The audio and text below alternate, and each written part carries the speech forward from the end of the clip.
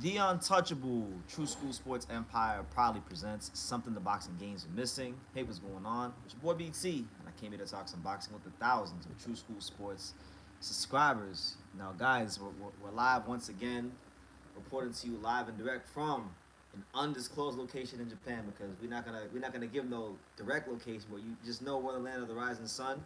Just know that we're putting the finishing touches on training camp for Angelo Leo, and right now, we still got a couple hours before we go to the gym, so I figure, you know what, I come through, talk some boxing, check in with everyone, and see what's up. I know there's been a lot of things going on in our sport. Like they had the press conference in New York this morning for Shakur Stevenson and Williams Peda. I know Berlanga and Shiraz going back and forth. So you got that going on, and you got just a truckload of other things going on. And yeah, listen, we're excited. I know, like, it's been cool being here in Japan. It's been cool, you know, seeing some stuff and sharing some things with my friends. But really and truthfully, like, I didn't come to Japan to eat Wagyu burgers. I mean, I did. I didn't come to Japan to just eat Wagyu burgers or have Candamina candy. No, I came. The main thing I came here for was to see Angelo Leo defend his belt and knock Tomoki Kameda's head into the upper deck if possible. That's honestly what I came here for, and to help with that. So I'm really excited because today is gonna be, if I'm not mistaken, yeah, one of the last training sessions. One of the last training sessions before, one of, if not the last training session before we head to the fight next week. So I'm excited about it. But while I'm here, y'all get your questions in. I'm not sure how long this live's gonna go. It might be an hour and a half, might be an hour, might be two. Who knows? We'll fill it out. We'll see how it goes. But listen, there's 9 of you guys here. Make sure you smash that like button. Run it up because when you smash that like button, that lets YouTube know that you guys like the content, and it pushes it out to people who don't actually like, who aren't subscribed to me yet, and that probably would be like to subscribe to me. So do that, and yeah, let's get into it. So we got our first comment from my main man and longtime viewer, Hand History Evolve. He says, BT, did you ever tell Angelo that I had him in the pound for pound? No, I did not. I didn't. I'm gonna see him in a matter of 4 to 5 hours. So when I do, I will pass along that you have him in your pound for pound list. Um, Andre says, BT, what do you think about the influencer boxer calling out Shakur? Talking about Dean the Great? I don't. I don't think about it. I don't. If I'm being honest, yeah, I don't think about it. But I know, shout out to Dean the Great. I have watched him fight. He's a little more skilled than most influencer boxer, but he's not fucking with no damn Shakur Stevenson. Dr. Spackle says it is 2 a.m. in Croatia. Now, shout out to you, and I know, shout out to Filip Hrgovic. Yeah, shout out to Croatia. That's one of the countries on my list. I saw a comment the other day where everyone was like, BT, you've been in Japan for Inoue, you've been in New Mexico with Angelo. Now you gotta go to Croatia for your boy Hrgovic. So maybe it's a little bit more pricey than going to Japan. Enrique Luna says Japan is your home away from home. Enjoy, champ. Exactly. That's how I feel. I don't feel like I'm visiting. Like yesterday I was I was going around a particular part of Japan, and there was a certain train line that I'm used to taking, and it's like once I got on that train line, I didn't need to look at my phone. I knew like where to go. So yeah, I could definitely say that. Do you think Oshaki Foster would beat Emmanuel Vaquero Navarrete?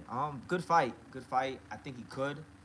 I think his issue is gonna be in that fight, of course, with like anybody else's issue is that with Vaquero you gotta have enough volume to keep him off and keep him honest. Oshaki can do that when guys really push him. We saw that when he fought Rocky Hernandez, but that's not really like who he is. He's more of a boxer, but I'd probably lean slightly. I'll say slightly towards Oshaki, but that's a good fight. It'd be nice if Top Rank made it. Sometimes I think Top Rank's a little slow to make these unification fights, but that's just me. Did you talk with Hrgovic after the Joyce win? No, I have. I mean, I said congrats when he won, but no, I haven't spoken to him. As far as an interview with him, I haven't reached out to him for one yet because right now, like I said, my focus is May the 24th and assisting. Not just Angelo. I want to make it clear. It's not just Angelo because everyone just thinks it's Angelo because I always say Angelo. No, it's not just about assisting just Angelo, but it's also like the training partner because he's got 2 sparring partners here. So sometimes the other coaches are busy with Angelo. So any way I can help them, any way I can help any way I can help the entire team. That's what I'm here for. So yeah. Is Leo going to stay in Japan for longer or head straight home after the fight? I don't know. I can't speak on that. Maybe if I get him on here before the fight, y'all could ask him that. But I can't really speak on that. Jeffrey the Pig says, "Did you see that Seiya Tsutsumi was made the champion in recess? What are your thoughts? Why? No. First of all, I didn't see that. Um, why was he made the champion in recess when he is the WBA champion? He just fought. Um, he just fought. What was it in February? He just fought in February, so that don't make no sense. How could he be the champion in recess? Is it because he? I know he had a nasty cut. Is it because maybe he already told the commission that? Is it because he told the commission that basically, he can't fight and then he fights for a year? Is that what it is? I mean, look, if he's still a champion in recess, that means he can still come back and challenge the winner of I believe it's gonna be Daigo Higa versus Antonio Vargas. I'm pretty sure that's the fight. So whoever wins that fight, he could fight them. I thought he beat Daigo Higa when they fought in the last fight, and they robbed him because for some strange reason, Seiya Tsutsumi does not get the favoritism of the Japanese boxing politics. He got screwed against Kazuki Nakajima a couple years ago. Nakajima's a Ohashi fighter. He got screwed against Daigo Higa. I think he's with Mr. Honda or Ohashi, so he gets the short end of the stick. But really good fighter and probably one of my favorite fighters from Japan. TSM says, "Are you going to try to get another Jin Sasaki interview going into this fight?" It's a great question. Why not? Why not? I mean, like I said, right now my focus is assisting Angelo. Like, I'm not even really, guys. I'm not even in like boxing media mode. I'm like in a whole different type of mindset right now. It's like it's not about I'm getting content, but it's not about my content right now. So I haven't thought about that. Once the 24th is over, I'm sure I'll cross paths with Jin and I can go get it. So I'm not gonna say definitively yes. It all depends on his schedule, but I'm gonna make an attempt after the Angelo fight. BT, Erickson Lubin asked the IBF to activate his mandatory for the fight. Are you fine with Bakram for fighting Lubin so soon, or should Bakram wait for the Xander Zayas? No, fight Lubin. Fight Lubin. What does he got to wait for? He's already been out of the ring for a year. What is there to wait for? No, go fight Lubin. That's a good fight. Lubin is a top fighter. Why not? Go fight Lubin. I don't see why you don't fight Lubin. The Lubin fight makes a lot of sense. Perez and Zayas aren't gonna fight until like the latter part of July. So you already been out of the ring over a year. Do you want to wait an additional 2 months for them to fight? And then, if that's a brutal fight, then it might take a long time for both guys to recover. Then you might be waiting even longer. So no, don't do that. You're the champion. You're in the power position. Remember, Bakram was a fighter that couldn't even get on TV for years. Remember, he was always fighting in the swing bouts, the dark shows. He's now at a point where he can be a main event fighter because he has a belt. Or at bare minimum, a co-main event fighter, because he has if it's a bigger card. So don't sit there and act like a B-side when now you have fought and earned the right to, in many cases now, be an A-side, So that's how I feel. I think that Seiya Tsutsumi had an eye injury. I know. Yeah, that's what it was. Because that Higa fight was brutal. It wasn't no regular fight. Like, it wasn't no regular fight at all. I see where Lubin is running towards. I see where Lubin is running towards the fire. Listen, Erickson Lubin, he hasn't. I think if I made a list of the best active fighters in boxing to not win a world title as of yet, I think he'd be towards the top, because he is, a really good fighter. I just think I think you gotta give his credit. He fought Fundura, he fought Charlo, he's fought now he's trying to fight Bakram. And he's fought a whole other truckload of contenders as well. So you gotta give him his due. Do you got any fight team gear? Any sneak peeks of colors? I obviously don't have Angelo's trunks, and if I did, I still wouldn't show them. But I can't show you guys this because they made jackets, right? So they made jackets in one particular color, but the people that made the jackets actually made a bunch of jackets in the wrong color. So I got a chance to get one of those jackets in the wrong color. So I'll show you guys that because I'm not breaking no rules here. But give me 2 minutes. I'm gonna show y'all some my BT gear, because everybody else can have a different color than me. I'm getting like the off-brand, the wrong color. You guys know, like in the Super Bowl, for the NFL in the Super Bowl, when they had the winning team's gear and the losing team's gear. the team that loses in the Super Bowl, whose shirts don't go out to the public, they send them to like Africa. I'm gonna show you guys this Angelo's gear version of that. I have that, so hold on.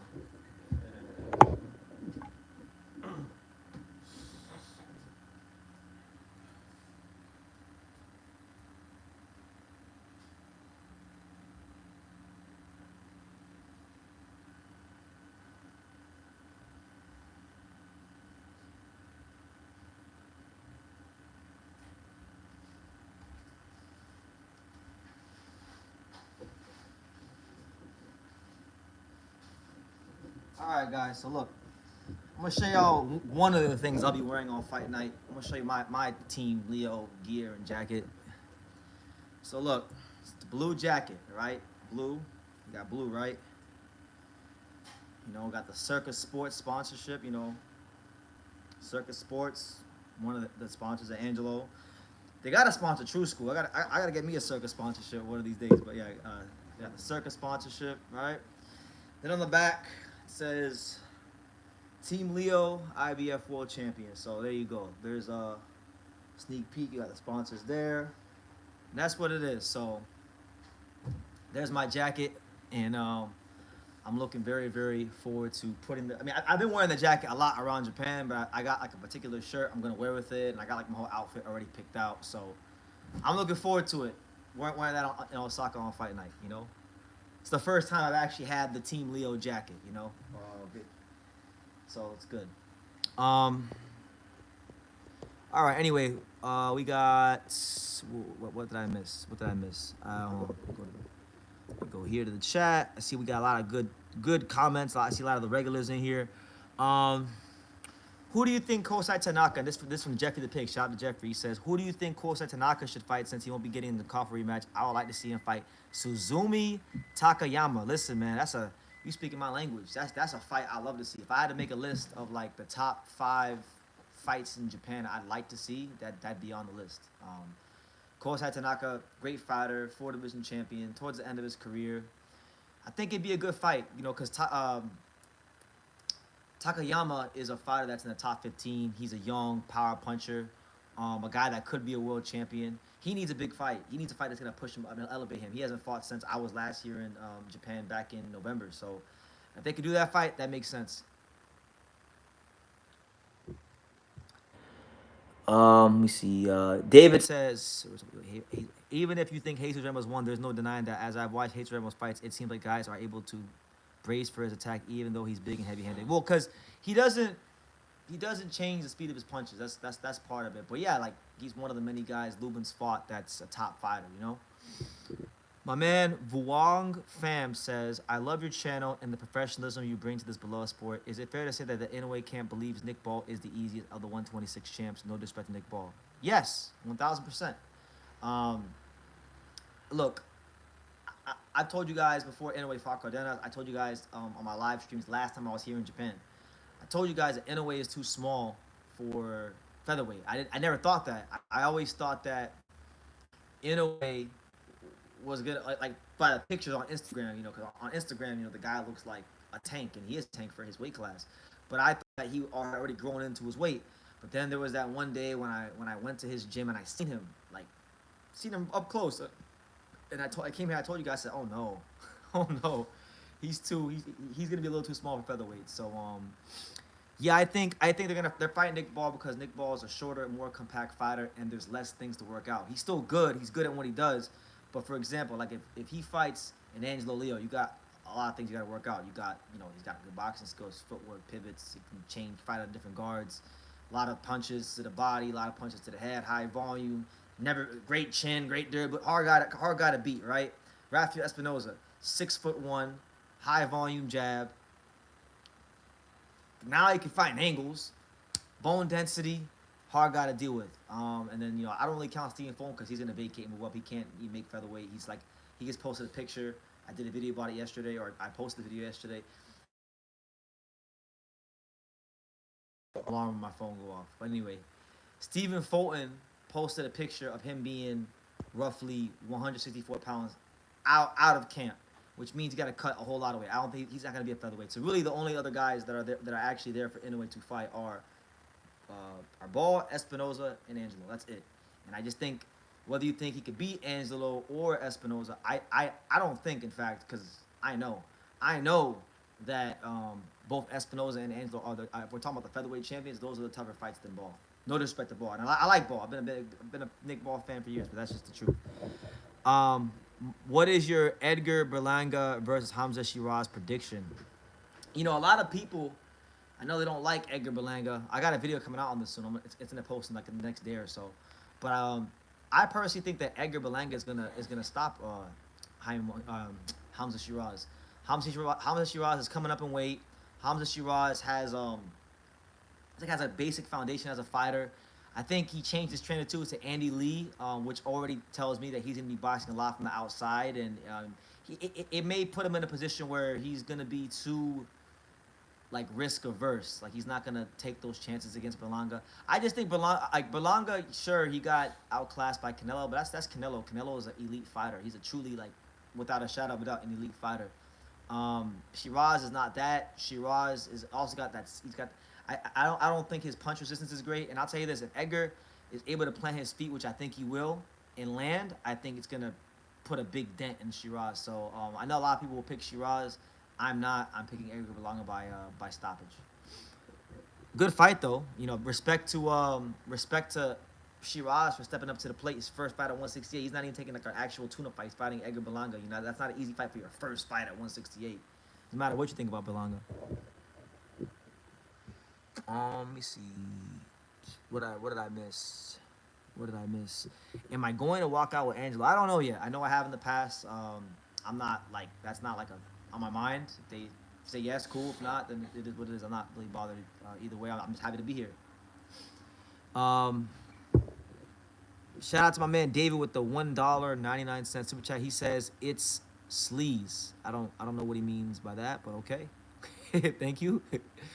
What did I miss? Oh, my man Fee says you're the mascot with a different color than the team jacket. I guess so. I guess I am the mascot. I know Suzumi has vacated his Japanese title recently, so I hope that means we get a big fight next. Oh, I didn't even know that, but that makes sense though, because I know he had a fight. Takayama had a fight scheduled against this one guy because he was telling me about it when I was in here in Japan last time, and we spoke on Instagram one time, and then it just wasn't on BoxRec no more. So yeah, I think he deserves one of those big fights, man. I think like he's a really fun fighter to watch. He's got a chance to become a world champion. So you know, we'll see. Reversely says I think Inoue could beat everyone but Espinoza, who's basically a light welterweight. I ain't knocking you for that. Espinoza is an amazing fighter, and he's getting better. You know, I like and I love him. I honestly I like Espinoza so much. I wish he wasn't at featherweight. Like I wish I didn't have to, you know, because eventually that's gonna be a fight that we're gonna get, right?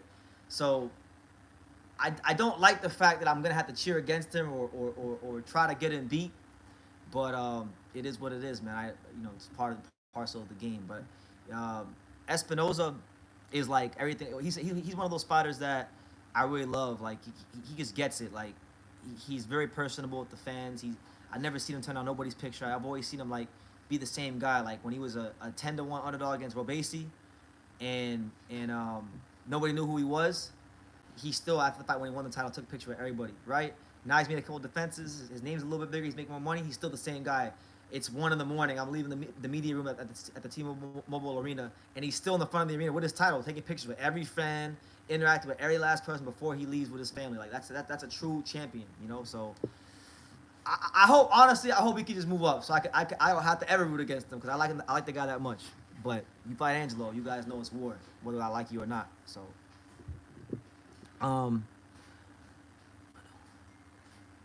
When Inoue beats Ball, what do you think of Mirko Quayle versus Otabek Komatov for the vacant WBA title, and who wins? It's a great question.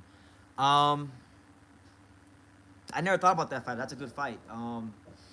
I think they're so those two guys are both guys that have gotten some hype here on True School Sports in the past. Like Otabek, you know, I love Otabek. I've seen him spar like almost 100 rounds in the gym back in South Florida. I've seen him. He's great. He's a fantastic fighter. He didn't win against Ford. He was unlucky what happened with his ankle, and then the stoppage happened. But everyone clearly saw Weiss by his talent level and where he's at, skill wise. But him against Queer, I think it'd be great because they're both vulnerable. They're both fighters that a lot of the other guys won't fight unless they have to because they're not gonna present the incentive to fight them. They won't offer the money or the reward for fighting them. So I think in a sense, if that does come off, those are two fighters that need each other. So that's how I feel about that. But to get back to Espinoza, because I lost my train of thought. Like, I like him, but I don't think that, like, I think it'll be a tough fight for Inoue, but I don't think it'll be as tough as a lot of you guys think. And the reason I feel that way is because there are certain fighters in boxing. I don't think that fighters who are that long and lanky with all that torso to hit are gonna last against a guy like Inoue, who's an elite body puncher, or a guy like Angelo, who's an elite body puncher. Like, now where I'll change where I'll start to maybe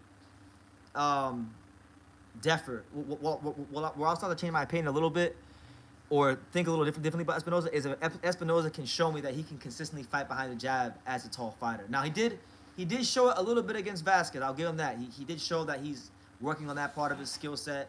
He's trying to fight to his frame. But the thing is, and I'm not trying to downplay Vasquez. I like Vasquez. He's a good fighter, no nonsense guy. He'll fight anybody, right? Respect to Vasquez. But Vasquez, he didn't have a lot to present to Espinoza so far as punching power was concerned and or his angles or foot speed. So Espinoza kind of got like a guy that was made to order. It was good matchmaking from Top Rank. A guy that was perfect for working on that part of his skill set.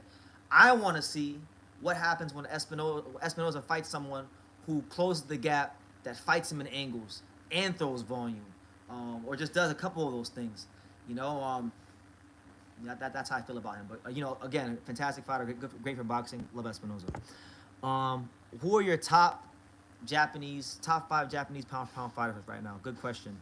Number 1, Inoue. Number 2, Kenshiro Taraji. Number 3, Junto Nakatani. Number 4, who the hell is he? After you get past the 3 guys on the pound for pound list, it gets a little difficult. Let me see. Number 4, you know what? Number 4, I will go with.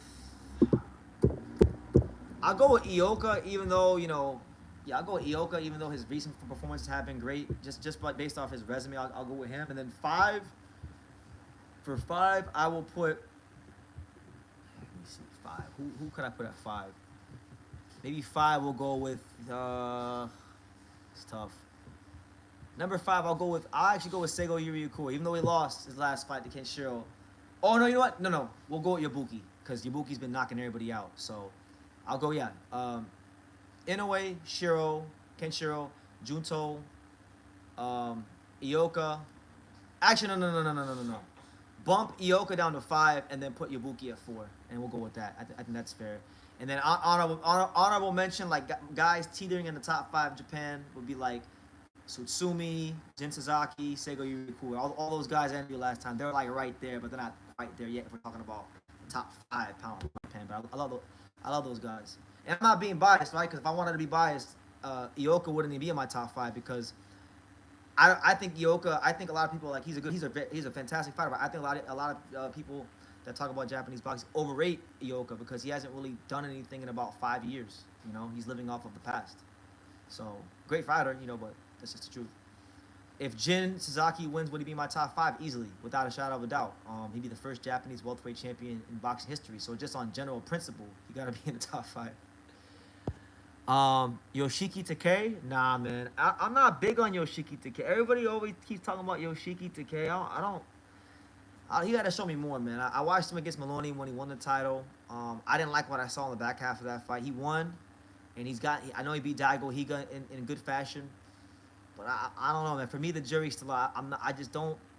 I don't look. He's not up there for me. Not yet. He can be. Nothing's ever final in boxing with me. I'm fair, but I don't have him up there yet. Let me see who else we got. I think Andy Hiroka is underrated as far as he is. He's very underrated. Doesn't fight enough. For some reason, Ohashi Promotions doesn't box. They get him as many fights as they do their other fighters. And me and my friend Harold had this theory that, because he's not full Japanese, because he's African and Japanese, that he's not getting the fights. But that's a joke.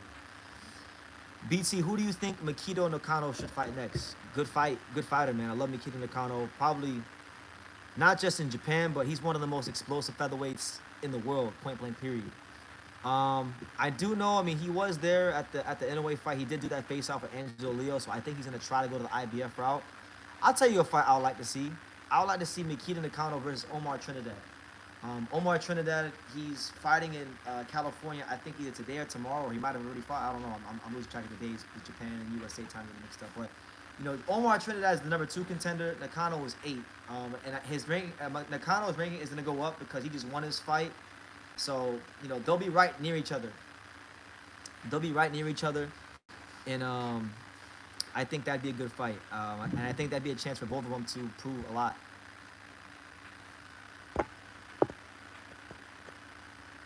Your mic is making some static noises. That's probably the washer. It's cool, or the dryer, because we got fighters in the house doing the laundry, man. That's the one thing people don't know about these fighters, man. It's like they go to the gym so much, so they're always doing laundry. Charlie Suarez got robbed. It was bad. I thought so too. I thought he was screwed. I thought it was really unfortunate for him because Suarez is kind of a guy that turned pro a bit late, had a fast track, finally gets his big fight. Fights very well. He was on his way to really putting his hands and feet all over Emmanuel Navarrete, and they just went ahead and do what they did. So, yeah. Hot take, but Takei is better than Nishida. I don't think so. I actually think Takei is the weak link of the. If you ask me who's the weakest champion at bantamweight, I'm gonna say Yoshiki Takei. His stamina is not up to par. I saw enough of that Maloney fight to know his stamina is not up to par. So for me, if he were to ever fight Seiya Tsutsumi, I would bet whatever that Seiya Tsutsumi will run his ass right out the ring. But I know for a fact that when it comes to bantamweight, because I understand, I've learned Japanese boxing politics. I know that Seiya Tsutsumi, other bantamweight champions, he don't got Ohashi on his side. He don't got Mr. Honda on his side. He's just a guy that trains at a modest gym in Tokyo somewhere, Kato Ebi boxing gym. They don't give a fuck about Seiya Tsutsumi. So that's why it is how it is. I know Takei got Ohashi behind him, but if we're just talking about in that ring, that's a bad matchup. I'm telling you right now. Tsutsumi versus Takei. For Takei, that's a terrible matchup for him. He'll get ran out the ring. Even Takei's offense is overrated. You know what it is? I'm gonna tell you guys what it is. It's the Inoue effect, right? It's like in America, right? When you hear about these young fighters that train with Crawford or Canelo or Tank or whoever, you just automatically assume that they're gonna be these A+ fighters, and that's not always the case. I mean, mathematically, every fighter in boxing can't be an A+ fighter. And I feel like it's the same with Yoshiki Takei. He's good, obviously. He won a world title. He's not no can, but because of the Inoue association, because you got Inoue tweeting him on Twitter, everyone's like, oh, but I'm telling you, I watched them all fight. I watched all the bantamweight champions fight extensively. And I'm going to tell you like this. If ranking the champions, it goes as follows. Junto is the best, right? He still has to prove that, but I think he's the best. Junto's #1. I would say Nishida and Tsutsumi are actually tied for second. I think Tsutsumi is just as good as Nishida. And then I think Takei is the weak link of the division.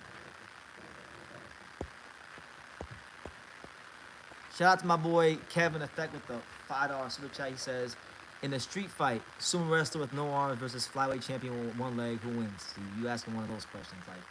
I haven't taken enough drugs to answer that kind of question. But listen, we try to unpack that one. Sumo wrestler with no arms versus a flyweight champion with one leg. Okay, well, the flyweight champion has to move, right? So he doesn't have his leg, and the sumo wrestler, even with no arms, can just sit on his ass. So we'll go with the sumo wrestler. Nishida's win over Manny Rodriguez is pretty underrated, even if Manny had to get... No, it was great. It was great because that was my first time learning about Nishida, and then I went back and researched his career after. Look at his record, right? Look at his record. You look at the 2 knockouts in 10 fights or whatever it is, and you just think he's a pillow-fisted fighter. And you watch him fight, and you find out that's not the case. And the reason why he probably doesn't get more knockouts, from what I've seen in his career, I think is because he doesn't. He's having a hard time making the weight. He might not even. He might even he might even not even make the weight for this fight. You know, I don't think he's going to be a bantamweight after the Junto fight, in my opinion, because he barely made it for his last fight when he fought in December. And Kev says, LMAO, I just want to support and ask some random ass ish. Well, thank you, man. I appreciate the support. It was just a bad random question. I didn't know how to unpack the flyweight with one leg and the sumo wrestler with no arms. But thank you. If Kenshiro moves up in weight, what do you think of a Fernando Martinez fight? I never thought about that matchup. I think it's a really, really interesting matchup. I think, you know, Puma is physically strong, throws punches from weird angles, and, you know, it's going to be that clash of styles where you have the unorthodox guy versus the disciplined Japanese style, which I think Kenshiro has perfected to one of the highest degrees. Let me see. I saw some interesting comments. A lot of you guys were asking me about the Kamedas, like BT. When are you gonna spill the noise on the Kameda, the tea on the Kamedas? I'm not talking about none of that. You know, they're gonna do what they do, and we're gonna do what we do. And at the end of it, we're gonna stand still. So, you know, I'll leave it like that. But yeah, you know, shout out to the Kamedas. Looking forward to the fight. BT, can we get an in-depth prediction for Junto versus Nishida?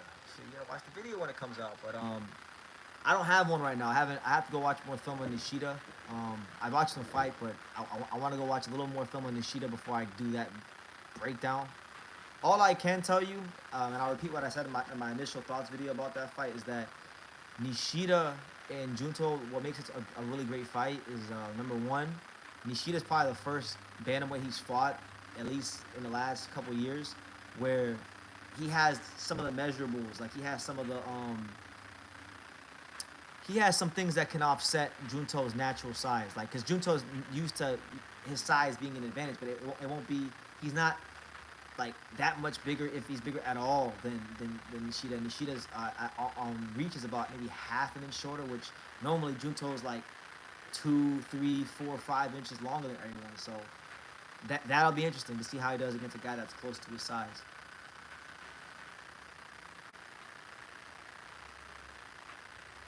The audio sounds like you're driving with the windows down, bro. I can't stick around. I don't know why that is, but let me see. Does it sound better now? Tell me if it sounds better now. I took it off the tripod because I don't know what the speaker is on this thing, but does it sound better now? Just say yes or no in the chat.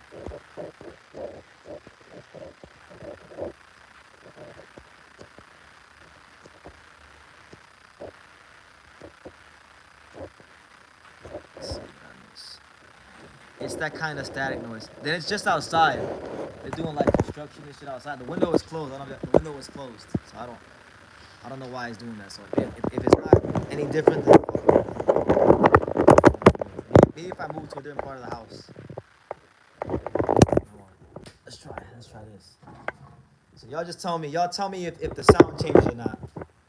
Cause I'm by the window and they're doing like construction outside. How about here? Is it better here?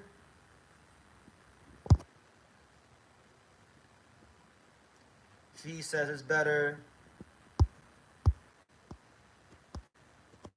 I think Jin has to turn the fight into a war to win. What are your thoughts on it? I think it's going to be a war. It's going to be a war whether Brian Norman or Jin want it to be a war. It's going to be a war because that's naturally how they fight. I think Jin has to just. I think he could beat Brian Norman with volume because he's naturally got heavy hands. So I think he could beat him with volume because Norman is more heavy-handed. I think Jin's quicker.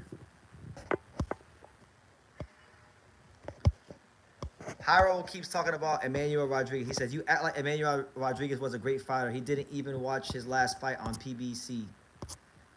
I mean, regardless of what I think or don't think, he's a 2-time world champion. So that can't be refuted or disputed. So, you know, doesn't matter what I think. What do I think about this kid, Nicholas Flaus? I like Nicholas Flaus. Good fighter. He's done a great job reviving his career on Pro Box. And yeah, I'm excited to see what he can do. You know, he's a Puerto Rican welterweight. I think that'll add some intrigue to the division. Let me see. He beat Paul Kroll. Who are the guys he beat to revive his career? I think he beat like 3 or 4 really good guys, but I can't. I remember Paul Kroll was one of them.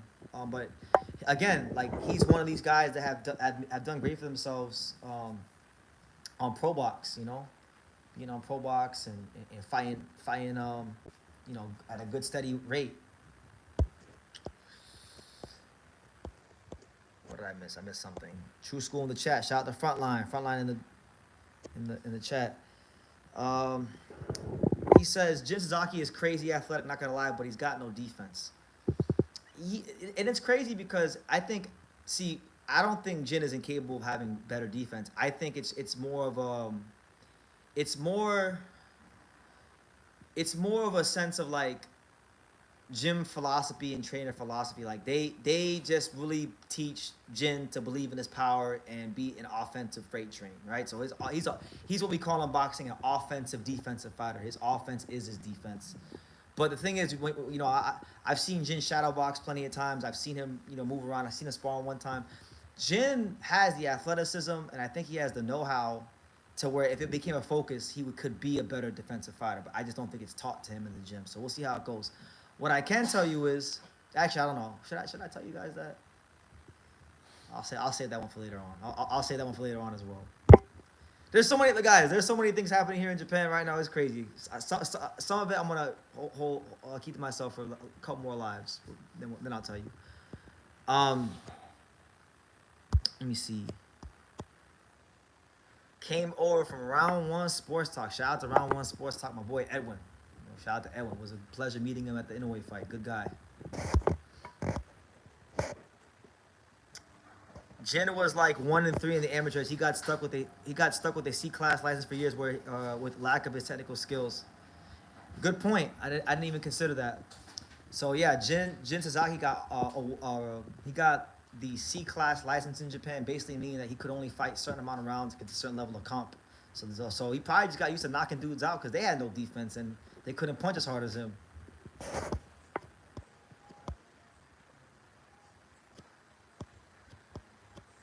Should Erickson, Lubin, and Jorge Garcia Perez fight for a chance to fight Murtazaliev? I mean, essentially that's what they're gonna do. They're gonna fight each other to fight him.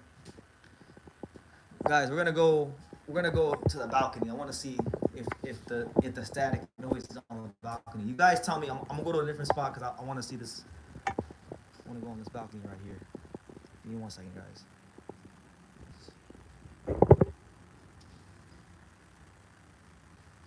Hold on. Oh, there we go. All right.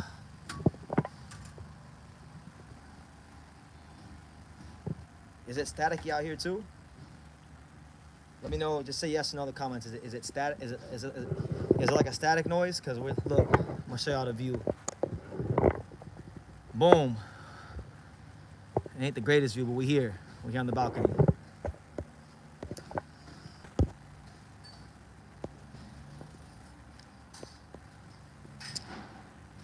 BT, who should Daya Kira fight next? I don't know. I know he's fighting soon. I just saw his name recently. I was looking at some weight class and I saw his name there. I think he could probably fight. I would like to see him fight. I would like to see Daya Kira fight in maybe like a year and a half to 2 years. I'd like to see Daya Kira versus Yuga Osakai. That to me would be a really, really, really fun fight for Japanese boxing. You know what, guys? I'm gonna tell you all this, all right? I'm gonna tell you all this. This is True School Sports exclusive news, all right? Now, it doesn't concern Angelo, so don't go crazy. It has nothing to do with Angelo. What I can say is that for Jin Sasaki, no. Let me stop. I can't say that here. I can't. Let me not do that because they get crazy here in Japan. They get sensitive about stuff here in Japan. Sometimes if you start saying things, I'll tell y'all later. The lower weight classes don't get much love from the boxing community. Very little content creators cover them. Respect to you and others that do. Well, yeah. It's just because people are lazy. A lot of the content creators here are very, very lazy, and they don't want to put the work in to actually learn boxing. And the best part, the crazy thing is that they actually put in any little work to research the lower weight classes. they would find out they would really be impressed and enjoy boxing. There's so many fighters out there. They says you're gonna get in trouble. Yeah, I'm not sure if I would get in trouble if I told you what I was about to tell you guys. So I'm gonna hold it close to the vest. All I'll say is this. I won't say who it is.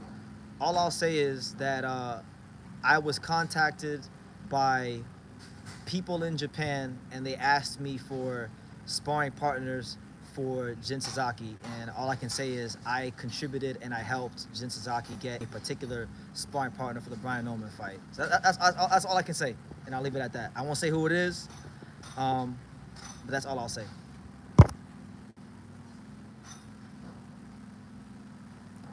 BT, who should Yabuki fight next? I would hope for a Kenshiro trilogy or a Okui rematch. Give me the. Those are both great fights. Give me the Kenshiro trilogy. I like that fight. You know, both guys are firing on all cylinders. Yabuki, I think, has thrusted himself into being one of the top fighters in Japan. Damn, BT is the ops. LOL, scheming on the Black American champion. Nah, I mean, look, if the Black American champion would have asked me, say, hey BT, do you have any sparring? I would have helped. I'm here to help.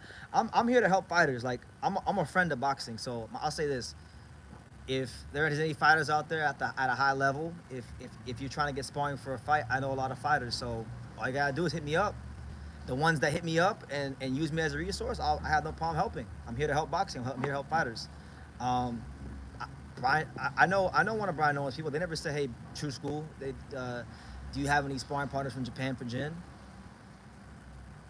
But I'll tell you this, Jin, people in Japan say, hey BT, do you know any American welterweights? I said, yeah, I know a couple. And I went ahead and made some calls.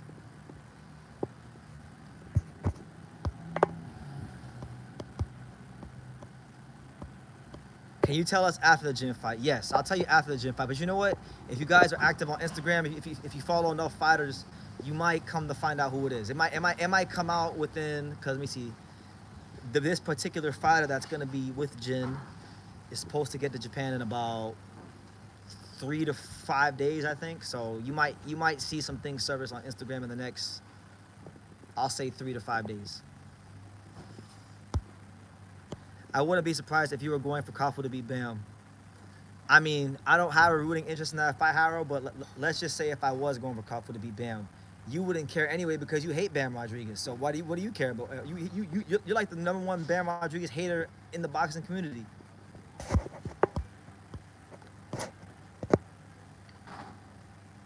Tell us their ethnicity. Well, what is Brian Norman Jr.? What is Brian Norman Jr.? What do you think if you were trying to help Jin Sasaki get sparring for a Brian Norman fight? What ethnicity do you think that sparring partner would be? BT, find us some new cute Japanese boxers like Mizuki Hiruta. Okay. If I come across any, I'll let you know. BT, who wins, Neri or Cardenas? I'll go with Cardenas. I think I'm gonna get him out of there. Good fight though. Is Hajime no Ippo the only anime you watch? As far as like a series of anime, yeah, it's the only anime I watch. But there's another boxing anime. It's a movie, and I actually like it just as much, if not more, than Hajime no Ippo. It's called 1 Pound Gospel. It's kind of like it's like an underground classic. I like that one. The lower weight class is the right phrase, right? I remember a translator once translated to Niowa as a low level of class. I was like, oh my God, thankfully he corrected it. That's a term we use in English, but I think the best and most popular term would probably be, instead of the lower weight, lower weight classes, I like to say the lighter weight categories. So it's kind of the same thing, but it's not.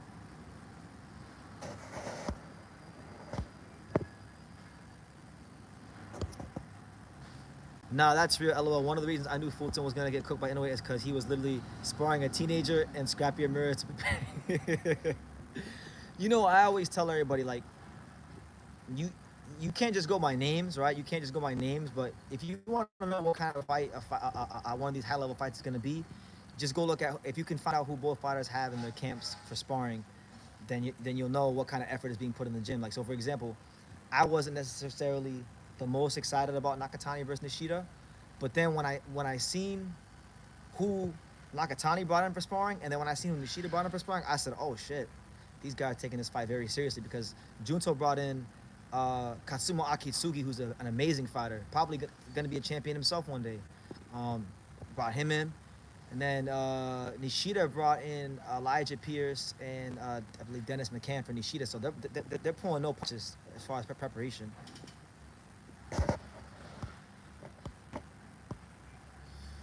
BT, you got to watch Ashita no Joe. I tried it one time. It's too difficult. It's too difficult. I don't have the time to be looking for. If it's that hard to go find full episodes of a show, I don't have that kind of time these days, especially with everything I have going on in boxing. It's like more than usual these days. Like I'm hoping in the next like year, I need to hire me a personal assistant or something because I can't keep track of all this shit between True School, Team Leo stuff, and advising certain fighters because I am an unofficial advisor to certain fighters who I will not name. I can't keep up with it all sometimes. I can't keep up with everything and keep a sound mind at times. Just being honest.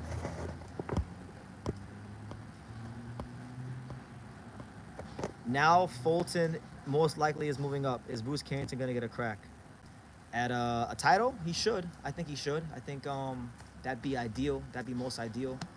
You know, at some point we got to see what Shushu's got. You know, at the world championship level. See No More MMA says, "What's up, BT? Your Panthers are coming back from the dead. They were never dead. I told you. Never underestimate the heart of a champion.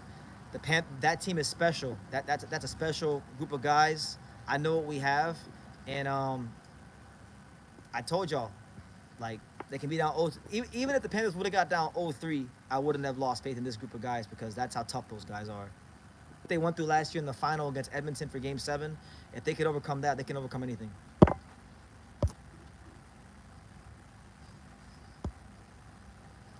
That's real, and also I noticed the guys who get a few bruises and black eyes in interview a few weeks before the fight usually be winning because they get in real work. Exactly. There's no sense in getting sparring partners if they're not out there giving you good work, you know. So, I think it's important when you're at the highest level, you need to have good sparring partners. I'll tell you this: one reason I know Kameda is gonna get the brakes beaten off of him by Angelo is because he ain't getting the kind of sparring Angelo getting. I'll tell you that right now. Not even close. In Japan, Naoya's fans think he's strong but super cute, like a perfect package. Nobody's perfect. We all have our flaws, inside and outside. I mean, Naoya has his flaws, definitely, and I know all of them. That's why I want that fight so bad. But you know, he has his flaws inside the ring, and he has his flaws outside the ring. The Japanese media and agencies do a great job of carefully crafting his image and not allowing him to say certain things that he may want to say. You know, he does, like, I'm not speaking negatively about Naoya. I love Naoya in a way, but he's the most micromanaged fighter I've ever seen in my entire time covering boxing. His handlers have him in a vice script, you know, so it's hard to really like know who he really is behind boxing because, you know, he's not really gonna say too much. Maybe in Japanese media he does, but I'm saying like from interviews I've seen. BT, I'm surprised they let you ask in a way question. If you got a second question, what would you have asked?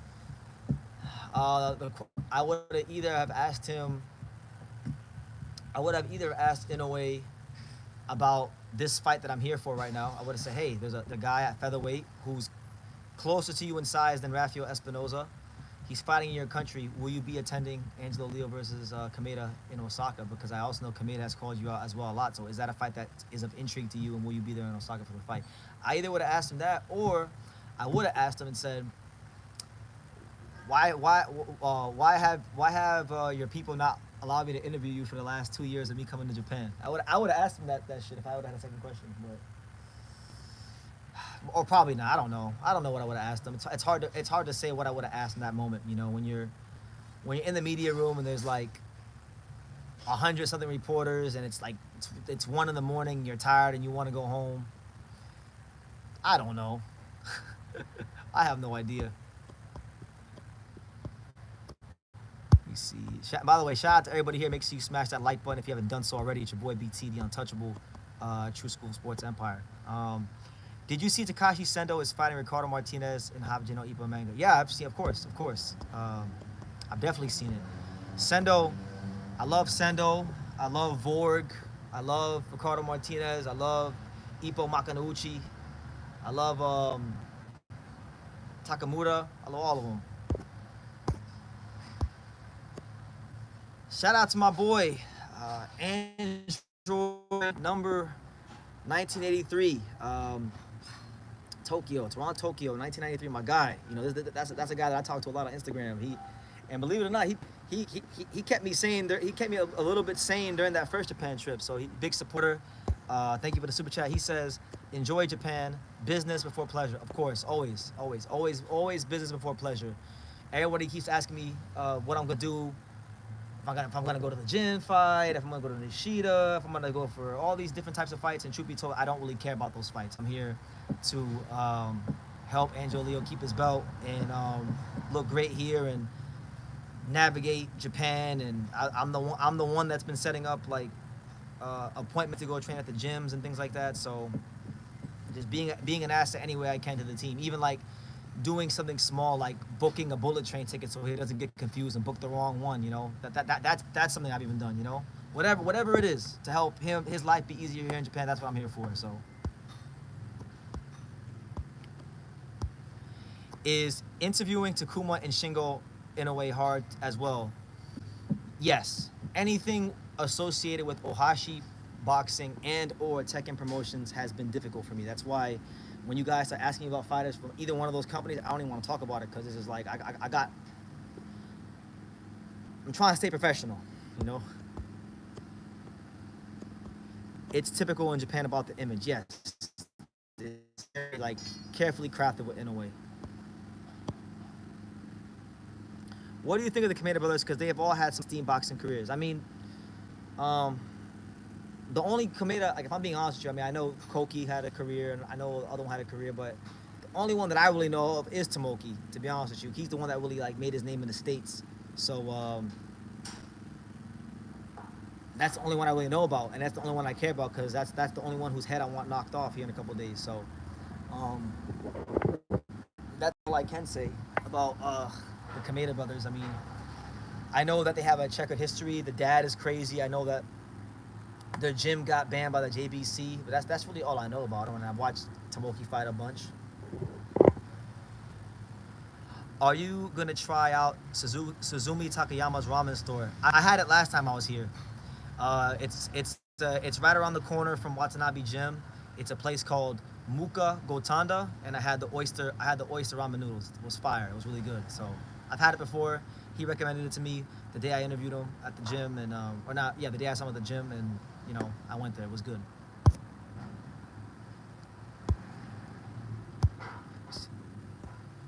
Naoya does hate the Kameda family for some reason. Hey, I don't know what it is, but that's just East Asia in a nutshell, to be honest. What is? Like the image part? Why do you think he looked so different against Fulton? Do you see who? Inoue or Leo? Or who are you talking about? Andre Valderas. Inoue or Leo? Who are you referring to in that question? My favorite Ippo character is probably... I would say my favorite Ippo character is Takamura. Takamura or Vorg. I like Vorg. Just, you know, he's Russian, and then he's based off of that one, the actual fighter. I forgot his name. Yuri something. I forgot his name. WBC champion. What made you fall in love with boxing? It's a very loaded question. It's a lot of things that made me fall in love with boxing. It's just real. You know, it's real. Boxing is real.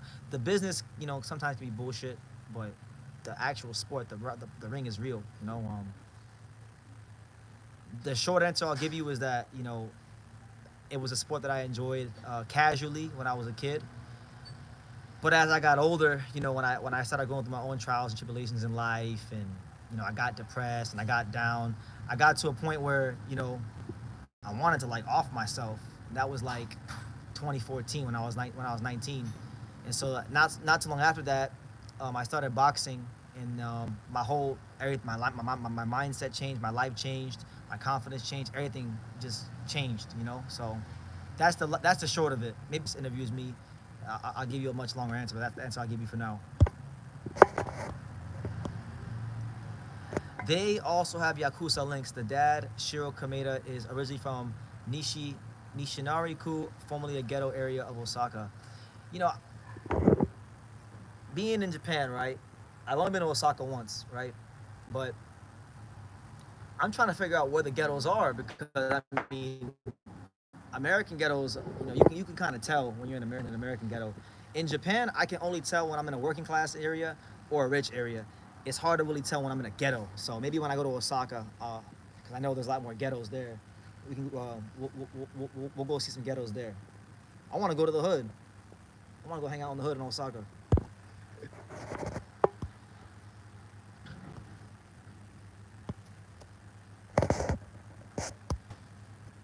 Reverse Lee says, "I'm glad you're still around, bro. Thank you. I'm glad I'm still around here." Hold on, guys. Hold on. Is he up? Is he up? Joe.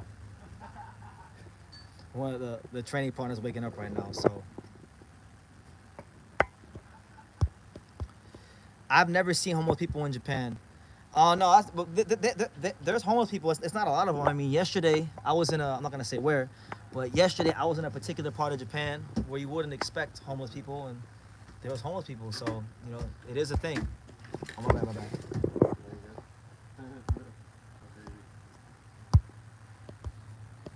True School Sports, baby. You What's know up? what the fuck going on. So you want to talk to people, Joe? Say what's up, We man. got Joseph Macedo, was super bantamweight prospect, 6-0, but it's not a regular 6-0. Not a regular 6-0. Not a regular, bro. Been in there with the best of them, you know. Like, you had a crazy couple of months, right? Yeah. Because you were with Tank for how many months were you with Tank? 2 months. He was Tank's only sparring partner for 2 months for the Roach fight. Before that, you were with Angelo. I know in between all that, you probably got a bunch of work with people. Yeah, Figueroa, Magdaleno. Now, so the Venado Angelo camp, the Tank camp, now Angelo again. Yeah, this guy can really fight. I'm telling y'all don't know who this is. People are gonna get annoyed, cause like you're gonna keep seeing Joseph, like, why does True School keep talking about him? And then he's in a fight and you're gonna say, oh, that's why. You know, but yeah. That's my boy right here, man. Today's like what one of our last training days, right? Yeah, I mean hard training, yeah. Yeah, hard training, and then. You know, at least for Angelo, not for me. I mean, I'm in camp 24/7, bro. The camp never ends. Funny enough, right? I made a call yesterday or not a call, but a message. I texted somebody prominent in boxing. I'm trying to get him some sparring with a particular guy at 122. So yeah. y'all can go look at the rankings, and whoever is Japanese ranked in any of the sanctioning bodies at 122, you can go put 2 and 2 together. Right. Yeah, but right. Someone said, hold on, what they said. This guy can box? This guy's a boxer. Yeah, this guy's a boxer. This is Joseph Macedo. Look, you don't see him? Yesterday, right? Yesterday, we were walking somewhere, and there's a coffee shop not too far from where we were staying. And this Japanese lady was like, him and the other training partner, Fern, she was like, oh, you guys are boxers? And then they were like, yeah. And then so she wanted to touch his abs, and she touched his abs. She's like, whoa. Yo, she was trying to get it, bro. Her little old freaky ass. Hey, she was 50, but she looked. Yeah, she was 50, but she looked like she was 33, 35. Yeah, like, she looked in her 30s. Yeah. That's crazy. That's crazy. That's So crazy. I don't know what the Japanese viewers. Why do Japanese people never look as old as their actual age? You know, I don't want to be stereotypical and say it's green tea. Yeah, but, right. y'all can tell me. Matcha. Oh, the matcha. The matcha. Yeah. Reverse Lee says, freaky ass Japan. Yeah. Yeah, Japan. Yeah, she's like, Oh, for real. She was turned on, bro. She felt my abs. She was like, yeah. America? Right. Right. They said that you should have got her Insta. Yeah. Nah, I got a girl, man. He got a girl. Listen, my man Joe. That was as far as I could take it, you That's know. as far- Because we out here in Japan, I let her feel my abs. If that was back in America, yeah, my girl would have. I would have been dead right now. Yeah, the currents for you. Yeah. Yeah, but, that's it, bro. You know, I'll tell you this, man, because people always ask me. They said, BT, are there beautiful women in Japan? I'll tell you, there was one yesterday. We was in a matcha shop yesterday.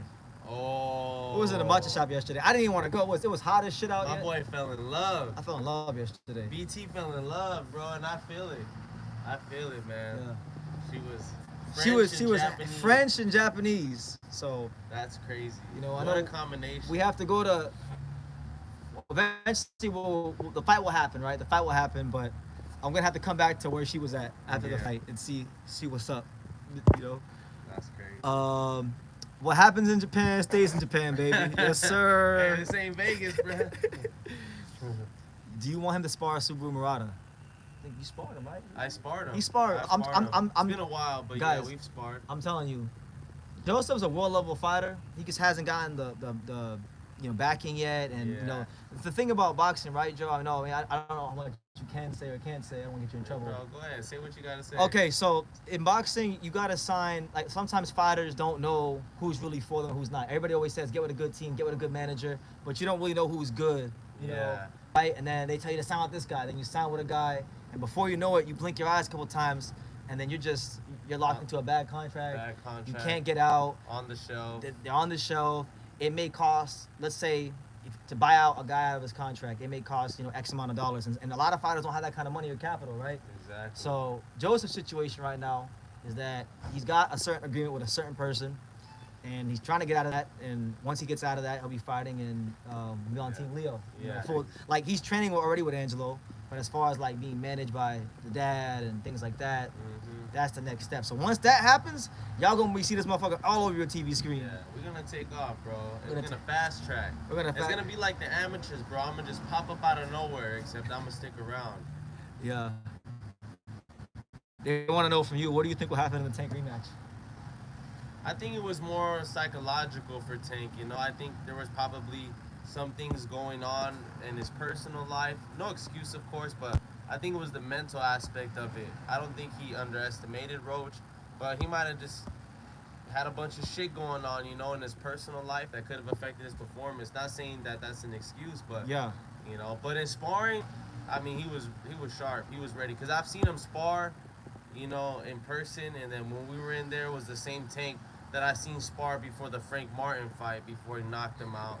So yeah, bro, it is what it is. Okay. Yeah. Someone said match Junto versus Macedo for Inoue preparation. If Macedo can upset, then Inoue can go to 126. Then I'm gonna say this, right?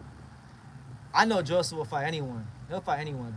But I know for a fact they're not gonna fight. But there's no reason for them to fight Joseph right now. Yeah. Joseph's 6-0. He ain't fought since the middle of 2020, right? Late 2023. Late 2023. Yeah. And there's nothing in it for them. He's not ranked. Yeah, exactly. Let me get like. But 6 I'll tell you more this. fights. I'll tell you this. Let Joseph get ranked. Let Joseph get some fights. Let him get ranked. Let him get sharp a little bit. Yeah. And we got no problem taking on Junto. It's gonna happen quick too. Watch. It's gonna happen quick. Give me like 2 years and I'm gonna be fighting all these guys. Let me see. What about somebody mentioned Rais Salim? They said they want to see you against Rais Salim. Oh, that's crazy. Bro. I know Rice well. We used to spar all the time. That'd be a good fight. That'd be a good fight. He's at featherweight now. But he's at featherweight now. Yeah, Joe. So just so you guys know, full disclaimer, Joe's a 22-pounder. I mean, I did move up my last fight, so if they look at my box record, they're gonna be like, oh, well, he fought for the ABF. Yeah. Kevin Kevin Effect says, what's this man's name and weight class? So his name is Joseph Macedo. Macedo. Maceddo. Okay, I got it. Macedo. Joseph Macedo. Bendito. And his weight class is 122. Super Bantam. And he's 6-0. But he's not a regular 6-0 because I'm going to tell you how. I'm going to give you guys an example. Y'all can go, while I'm talking and saying this, you can go look it up for yourself. You go on his box rack, right? You go to his last fight. He fought a guy by the name of Coronado Martinez for the NABA title. Now, there's not a lot of fighters in America that win an NABA title in their sixth pro fight. That's like for the Japanese viewers. That's like the equivalent of winning an OBPF title. You get in the rankings, you get your ranking position. He won that in his sixth fight. Emmy just won that in like his 15th fight. Emiliano Vargas just won that in his 15th fight. He won it in his sixth fight, right? So it shows you what he's capable of. The guy Coronado, after Joseph already beat him, top rank was like, okay, now it's that guy could be an opponent. Right. Then they threw Coronado in there with Albert Chop Gonzalez, who we know is a top featherweight prospect. So yeah. you know. And they asked me to move up. They asked me to move up in weight, and the guy came in overweight 4 pounds. So I was really a 22-pounder fighting a 130-pounder, bro. It's crazy. It's crazy. Yo, somebody mentioned that fight. It says he's fighting Jael Cabrera next week. Bro. Bad management. Okay. So this is another fight I didn't even accept. You didn't accept. So look, this goes back to my point about bad management. Sometimes you guys go on BoxRec, and these fighters could be in a whole other country doing sparring, but meanwhile the manager's telling BoxRec or whoever, hey, bro, he's fighting, and then people are like, oh, he's fighting soon. What's he doing in Japan? And they don't know what the fuck is going on. Yeah, bro, it's crazy. It's crazy, but we gonna fix that shit up real soon. That's crazy. They said, Haki Miyazi says, I will root for you, Joseph Macedo. Thank you, bro. I appreciate that. Yes, sir. Much love. God bless. And he's one. I'll tell you guys, if you guys ever get out to a fight in Vegas, you ever see him, you know, he'll sit there and talk with you till you blue in the face. All day, bro. This is one of the guys that make Angelo Leo training camp special. Like if there was no Joseph here, there wouldn't be as special, Hey, in my opinion, because as you can see, the guy don't got an ounce of fat on him. He don't got an ounce of fat. He's eating avocados every day, and avocado toast, and you know, that's it.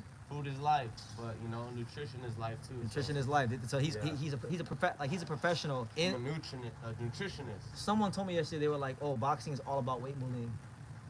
Hey, bro, a lot of people do that. But I told them, I'm like, well, the fighters I know.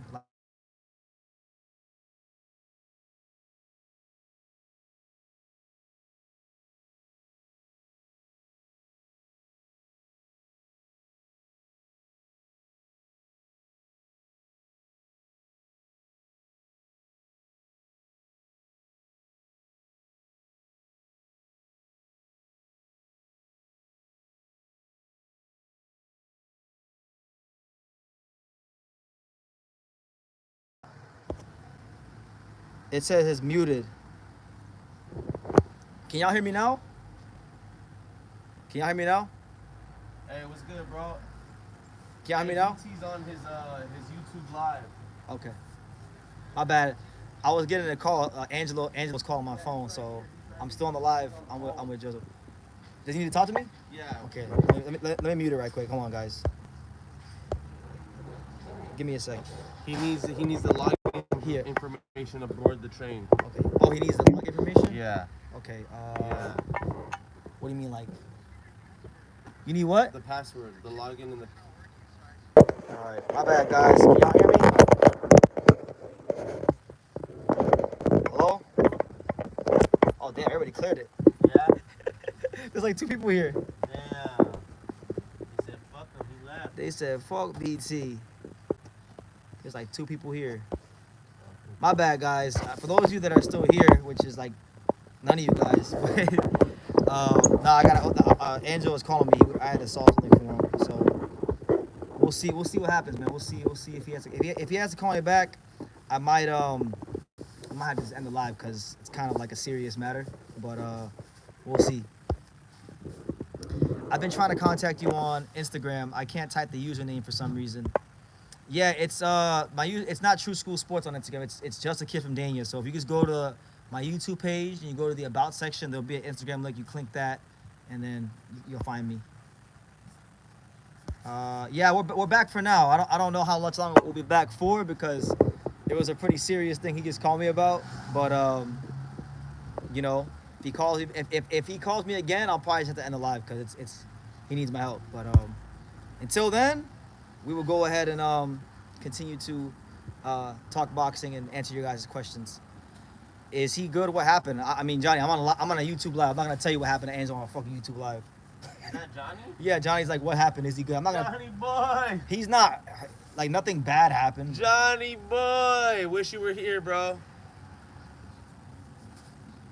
No, like YouTube won't let me type mine. Your DMs aren't open for people you don't follow. They're not? I mean, I didn't know about that. What's your in fact, hold on. I'll go follow. You know, reverse because you're a long time viewer. I want to follow you actually. So let me go to my computer. I'll go follow you right now. What's your IG, reverse? Just type your IG and I'll go follow you right now while it's on my mind and I don't forget. Just type it in the chat.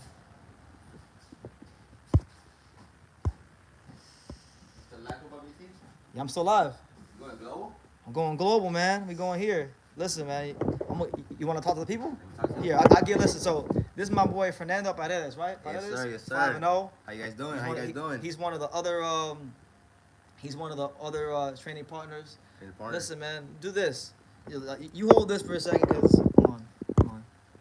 Light 87. Right. So you talk to him. Tell right. What's on Fern's mind today? How you feel about the All right. last training session today? Hey, man, I feel great, guys. Sorry that I look all roughed up right now. I just woke up a couple minutes ago. But my boy BT out here, you know, giving me the opportunity to talk to you guys. So we out here. We out here in Japan. Today's one of the last sparring days for me and my compa Angelo, compa Joe. And we know we're ready to put it on. We're sparring Japanese fighters too today. I have a feeling they're gonna be really well because they're gonna be like really sharp. Because last time we sparred a Japanese fighter, and a couple of ways we put him on him. So, you know. But I'm not Leo. I'm Fernie. They're like, hey, that's Woman Valderrama. Y'all, you remember the show Your Mama? Yo Mama, that's me This right is there. that show, Your Mama. That's me, Yo Mama. How many Japanese girls did you work with? Sheesh. With none right now, my boy. But now we sparred a Japanese guy. He was like 3-2, 4-2. He was solid, bro. Solid. You know, they put him in there to like, in a way, just beat us up. But that didn't happen, you know. It was kind of reversed. But it happens, bro. We learn from this. We get better every day. And you know, just trying to get better. My boy joined the back, about to mix it up. Yes, sir. He gonna mix it up in the kitchen or in the restroom, but he gonna mix it up for sure. But yeah, everybody asks questions. How long are you gonna stay in Japan for after the fight? For a couple of days, bro. For a couple of days, you know, just see what there really is out there. Besides, you know, right now we've been staying disciplined for like over a month. It's been a long camp, long camp. So you know, just trying to enjoy ourselves after the fight. What's my weight? Right now, my weight's like about 140. You know. More like 145. 140, Don't let the 140. motherfuckers lie Hey, 140. 145, Hey, bro. 142 because the burger yesterday. Nah, you like 145. Come on, my boy. Like around there. Yes, sir. No, but samoso. Follow me at Just a Kid from Yes, sir. I'm telling the guy. Yeah, that's you. Yeah. Reverse Lee, my Instagram's right there. So go click that link, or if it doesn't show up, just a kid from Daniel. Follow me and I'll follow you back. All right, y'all, I'm about to get this 7-Eleven run. They don't know about that. They don't know about 7-Eleven, 7-Eleven, Japan, Hey. even Family Mart. I'm going to both. And these guys haven't really been to Lawson Station because where we're at, they don't have as many Lawson stations around. But Lawson Station too. Don't sleep on Lawson. They got the little chicken cheesy bite joints. Hey, those are fire. The ones that you bought last time? Yeah, I think so. Yeah. Oh no, that was the pizza thing. No, you were asleep when I bought it. I did. I'm one of your recent followers. I got the Hamarato. By the way, that motherfucker, follow my family, I'm back. All right. 38? Not yet. Probably after this live's done. Alright, bet. Okay. Or I'll probably go with you then. Okay. All right. So I'm gonna get my shit together. Hamarato. So you say you follow me? I'm trying to figure out which one was you. Reverse. Where we at? Hamarato.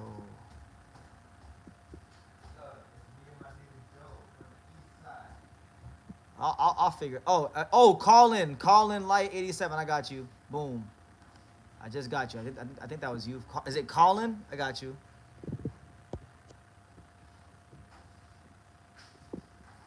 BT never gives us exclusive interviews, so we have to act like other fighters are the real thing.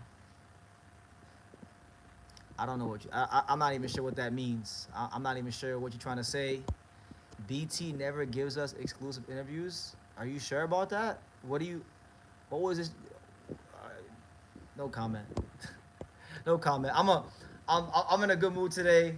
I don't got time to go crash out. That's a ridiculous comment. Like this channel wasn't built on classic Riddick Bowe and Evander Holyfield, the most exclusive interviews.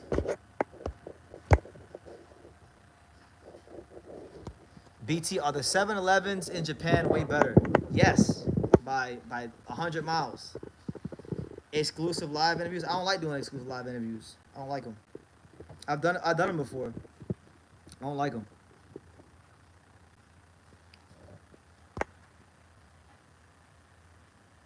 Bro, he's in a world champions training camp right now. I mean, I was back in August. I mean, and truth be told, I mean, I've been knowing Angelo for 5 years, so it's fun. It's when I wanna address something because I think these comments are pretty hilarious, and maybe one of the Inoue fanboys who always runs their mouth in my comments will come across this. Bro, people always say like, oh, BT, this guy hates Inoue and he's only cool with Angelo because Angelo gave him an interview. Guys, I've been knowing Angelo for fucking 5 years, all right? And when he fought Tremaine Williams in the first fight, I mean, I didn't know him back then like I do now, but still, I vividly remember him and his dad and our friend Johnny. They called me on the phone and we talked about game planning for that fight. I wouldn't say that like I was on the team like I am now, but I was always cool with them. I always assisted them, even in those parts of their careers on a minor level. So my thing is, it's not a new thing. It's only a new thing to you guys because I'm talking about it now. But like, there's a lot of fighters behind the scenes that I work with, and it may be years before you guys even know who some of them are. So just keep that in mind when you say certain things. BT, we need an exclusive live training session with Leo. That's definitely not happening. Nah, we're keeping what we're training a secret until after we leave.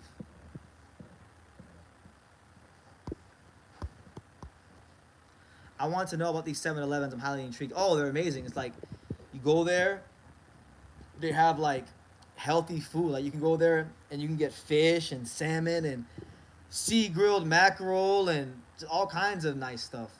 You go there, you get that. They got just better options, like better quality food. They got candy too. They got junk food too, but you know, they got healthy shit there. It's ridiculous how much different it is. Is Avius Griffin the sparring partner you gave Jin? Might be, might not. We don't know. We don't know. BT, we need an all-access HBO and Showtime level. I mean, I'm doing a little vlog of our time here in Japan. I mean, it's not going to be on that level of production, but you know, I can do that. There's going to be some stuff like once Fight Week gets here and we're not in the particular location we're in now, we will go and we will definitely drop some things here on the channel. Just be patient, guys. Just be patient. But yeah, man, I think it's hilarious when whenever I say things like, oh, I think Angelo could be Inoue, a lot of the people that are massive Inoue fans, they just think that, and I've gotten wind that some of these YouTubers that I don't really watch their channels, that they go on their channels and they say, you know, Angelo gave VT an interview, so that's why they're cool. And guys, like, you guys have zero idea how little I give a fuck about getting an interview these days. I'm desensitized to it. I've interviewed the who's who of boxing. Like, guys, I've been doing this for almost 10 years. You guys really think that it's that big of a deal? I can still get views, make money not doing interviews. So it's like, I'm at a point where now I'd rather just interview who I actually want to talk to, not just, you know, chase guys around. That's just how I'm operating these days. It's not just because he gave me an interview, you know. Fuck the interview. You know, it's because he's a great fighter, and I know he's a great fighter, and I know that I help make things for him that, you know, 1% better. You know, and 1% at the world class level is a lot. So, shout out to Hyro with the $1.99 super chat. He says, "Do you think that Barrios can keep up with Manny Pacquiao's speed?" I don't know what speed Manny Pacquiao left. I mean, he didn't have a lot of speed 4 years ago when he fought Ugas. He didn't have a ton of speed when he fought in any of his exhibitions, so I don't know what speed you're talking about, but I would think at this stage, I think he'll be able to better handle the Manny Pacquiao speed. And I'll tell you this, if Mario Barrios loses to a 46-year-old Manny Pacquiao, it's not a good look. It's not It's not good for him. Do you consider Jin a friend? I don't know Jin Sasaki enough on a personal level to say he's my friend. I love Jin as a fighter. I think he's a lovely person. But I don't just throw around the word friend. There's not many people on this earth that I actually call my friends. He's a very, very respectful, polite, and friendly acquaintance. Now, his promoter, his manager, I would say that guy's my friend. I know him a lot more than Jin. But yeah, shout out to Jin. Maybe in the future we'll become like closer. But right now I wouldn't say he's like my friend. But he's a very, very healthy acquaintance. And there's a fine line. You know, I feel like you gotta go ahead and you gotta in your own life you gotta know how to properly categorize people so you don't get confused. Did I think that Shakur Stevenson was clout chasing when I said he would jump up to 154 to fight Conor Ben? I don't know. He just talking shit. That's all that is. He's not gonna go to 154. He won't even go to 147. So why would he go to 54? How's Japanese KFC? Is it better than... I haven't gone. I actually haven't gone to KFC, so I'll put that on the list. Maybe maybe we'll do that this time. Like, who is Jin's promoter? His gym promoter is a guy named Issei Nakaya. That's a great friend of mine. I love Issei. That's my guy. And then obviously that's filtered under, you know, Ohashi Promotions and Mr. Honda, because in Japan, once you get to a certain level, everything goes to Ohashi and Mr. Honda. So, but his gym promoter is Issei Nakaya. That's my guy. Like, that is my friend. Like, that's someone that I will move the earths for here in Japan. You know?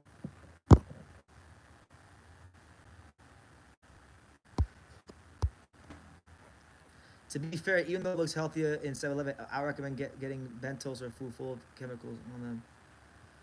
It is healthier. It is healthier there. But shout out to everybody here. It's your boy BT, the untouchable True School Sports Empire. We're just live here, chilling before we do our last sparring session before the Kameda fight, and then after that, it's just gonna be just you know, shaking out and tapering down. So you know, it's a very, very important day for Team Leo. You know, and right now we're in the camp house. Me, Joseph Macedo, Fern, and then downstairs we got the OG, the legendary trainer Luis Chavez. You know, shout out to Luis, great trainer, great person. So yeah, big day today. You know, big day.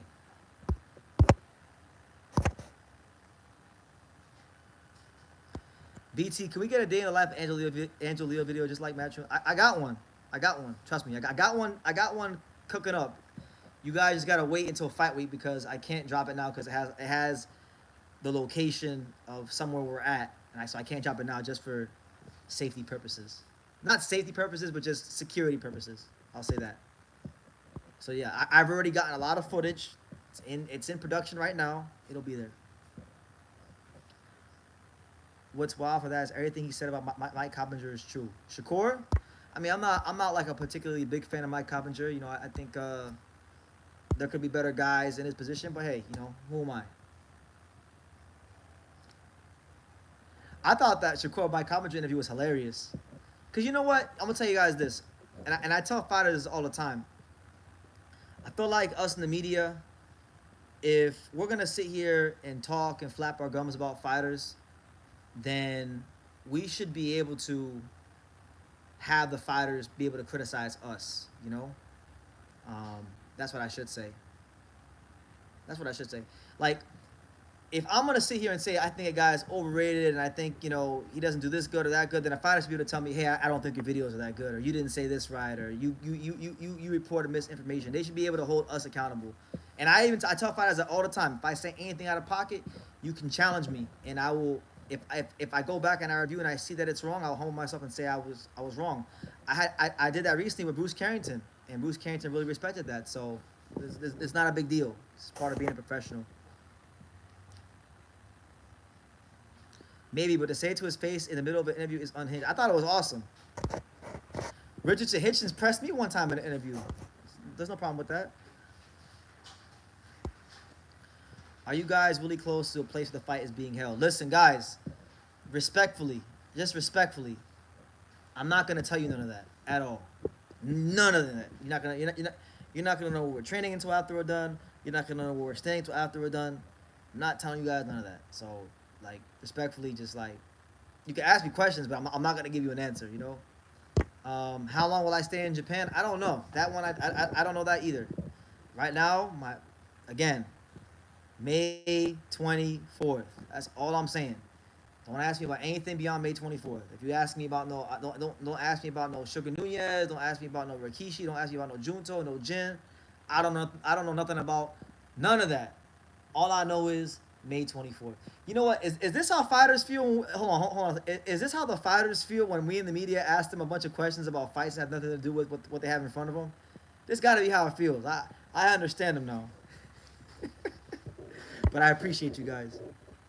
You can't risk getting that water spiked. I'm not even scared of that. We got hella water on us that we know is not spiked. Just more so getting spied on, you know. Visa wise, can you stay here for 90 days? Yes, I can. I did get that stamp on my passport. Will I stay? Will I stay for 90 days? Probably not. Would I like to stay for 90 days? Yes. So maybe if I start a GoFundMe or something, you guys could. If I start a GoFundMe, you guys could. And then look, if I stay here for 90 days, I'll try to go I'll try to go to all the gyms I didn't go to last time I was here. You know, there's still a lot to go see here in Japan. So, I think my 90 days, if I were to hypothetically do it, would go till August 9th. You know, so I don't necessarily want to do it because it's gonna be a bit of a challenge, but you know, it's there. You know. What's your game plan? Yeah, that's the one right there. That's the one the media likes. You know, the way us the media like to frame questions is, you know, not to look past this fight, but you know, if you are to be victorious, what do you think about a fight with fill in the blank? You know, that's how it goes. I'm still serious about the Japanese, but okay. Well, listen, I got you on the Instagram now. I'll shoot you a message and again, listen. Where does Leo train? Again, you guys are not listening. You guys are hearing me, but you're not listening. I'm not gonna tell you none of that. And if I do tell you, I'm gonna purposely tell you a wrong gym on the other side of where we're training. So it's either I'm not gonna tell you or I'm gonna lie my ass off. So either way, you're not gonna get the location of where we're at under any circumstances. Are y'all the police? Y'all work for the Kameda team? They're the ops. Y'all with the Japanese feds? Let's see. Where does Leo train? He trained in Vegas. That's where he trained. What is Angelo Leo's social security card, social security number, and debit card numbers? Yeah. Y'all are funny. What's his favorite color? You know, what's his favorite snack? Someone put in the comments, what's his social security number and debit card? Right. Oh, y'all are funny. I wish it was the 24th, but I'm getting tired of thinking about this guy. I'm getting tired. It's like during camp I get mad. I take it like damn near I'm fighting. Like I get tired of hearing about Kameda. I'm tired of seeing his tweets on Twitter talking about on May 24th, this will be the day that I become the champion again. No, negative, sir. Negative. That's not happening. Pick the wrong title. You can't worry about the Panthers right now. Well, I didn't bring it up, Harold, but since you brought it up, did you see that ass whooping the Panthers gave the Maple Leafs yesterday? 6-1. See that shit? I told you. I said they got down 0-2. You started running your mouth. I said, Harold, this team is special. This team's not gonna fold. If they didn't fold in Game 7 of the Stanley Cup Final on the verge of being the biggest choke artist in the history of American professional sports, they're not gonna choke under these circumstances. And here we are, three straight wins in a row. One win away from sending these guys home and going back to the East Final. So I'm excited. But yes, you're right. It's not. I'm obviously very excited about the Stanley Cup and the Panthers potentially going back to back. But right now, as much as normally, I'm not. If I was in Florida, if I was at home right now, I'd probably be more hyped about that than boxing. But this is personal to me, so I'm not. It's not right now. Kameda is probably hyped as fuck. I mean, listen, I don't know what he's feeling. That's not my concern. Like Caleb Plant says, that's not my concern.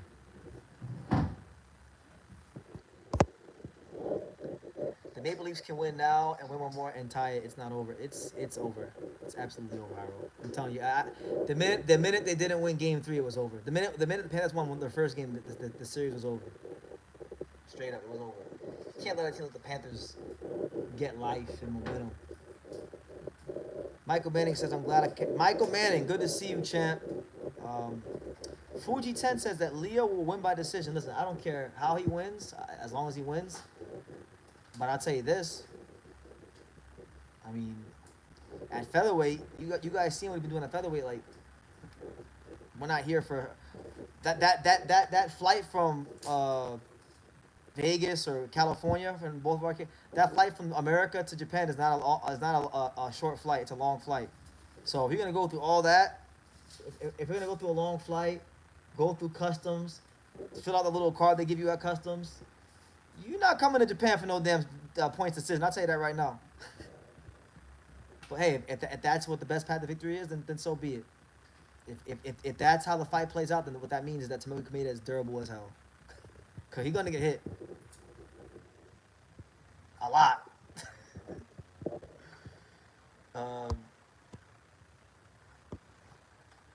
Angelo is a problem for 126, and I'm saying 132. Listen, man, that's crazy. I'm looking forward to when that time comes down the road. But I think this is his weight class, and I think this is the right place for him to be. And there's a lot of great fights there. So, but yeah, 130 for sure. If you go to Yokohama Station right now, there are many Yuki posters. What do you mean Yuki? Like Seigo Yuri Okui? Which fighter are you talking about? Who's Yuki? But Yokohama Station is nice. I've been there a couple times.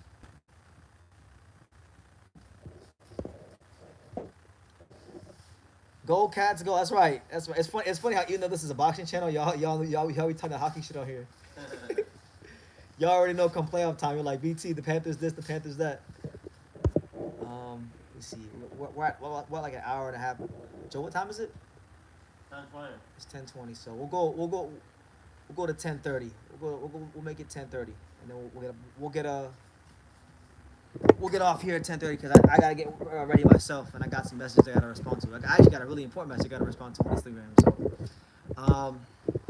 my man Fee says I want Leo to get his lick back with Fulton. It's a shame on Fulton for moving up. That's how I feel. Like apparently he's walking around at 164. So what that tells me is that he's not living that disciplined lifestyle outside the ring. He got the Inouye money. He's in Miami. He's buying VVS diamonds. She's partying with beautiful women of many different persuasions, and he's eating good.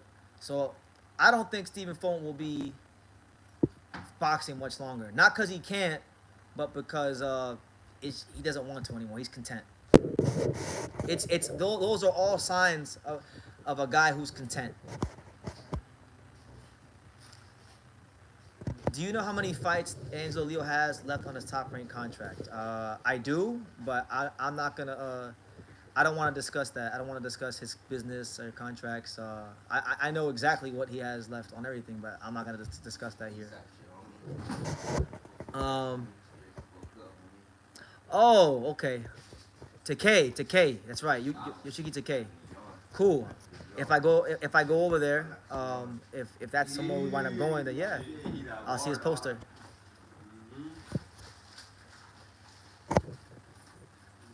Top Ring posted Angelo happy birthday, but didn't say he was fighting. That was really weird. They've been acting really weird, Top Rank, But it's boxing. That's how it is. Fulton fight not gonna happen. I'm sure Leo would rather fight Inouye than Fulton. I just gotta focus on that since that's possibly on the horizon. I'll tell you this. I think obviously Inouye is the biggest fight for anybody around these weights because of the money and the legacy that comes with that fight. But I know Angelo. I know how competitive he is. That's a fight that if it was presented to him right now, he might cancel this fight because he want to be Fulton that bad.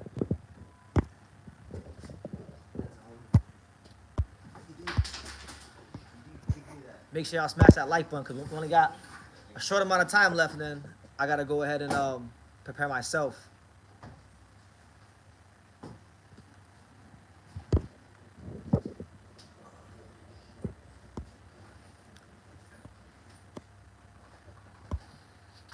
Where in the world is everybody watching the live from today? I want to see how international we are.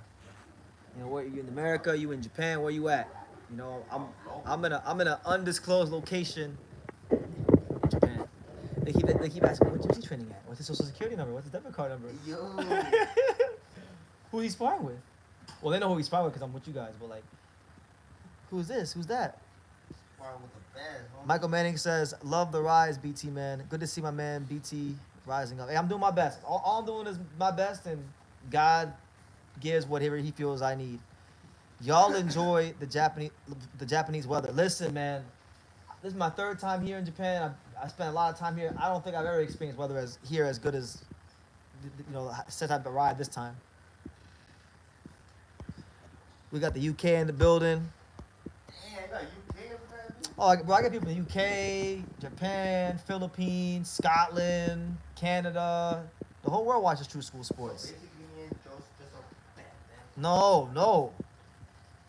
Boston, Massachusetts, Yokohama, Kanagawa in the building. What's that?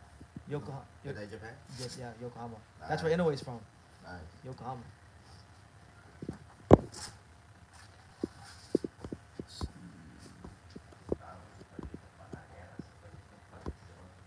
A la verga. A la verga. Am I gonna go live during the fight? Probably not. Probably not. Is that Eric in the background? No, Eric was part of the New Mexico part of camp, which I wasn't. But these guys know Eric pretty well. Eric Lanzas Jr. He was part of this camp. He's just not here for the Japan part, but he was part of this camp. Shout out my boy Eric. There you go. Miss that fool. To be exact, Naoya's home is not from Yokohama, but Zama City. His gym is located in Yokohama. Okay. Well, they always say Yokohama, so thank you for the correction. Am I gonna do a video for Keyshawn versus a prediction video for Keyshawn versus Edwin, or just have an opinion on it? I mean, Keyshawn's gonna beat him. I don't think it's. I mean, I like Edwin. I don't want to discredit Edwin, but I mean, let's be real here. If Edwin was active and he was fighting, do you think Topper gonna be putting Keyshawn Davis in there with Edwin De Los Santos? Do you guys see what he's been looking like outside the ring in between fights? I mean, come on. He's dangerous. He can punch, but I mean, if you don't get him out of there early, Keyshawn's gonna beat him. So, to me, there are certain fights where I don't need to do a prediction video. It's straightforward. Keyshawn's gonna win. But listen, they fight the fights for a reason.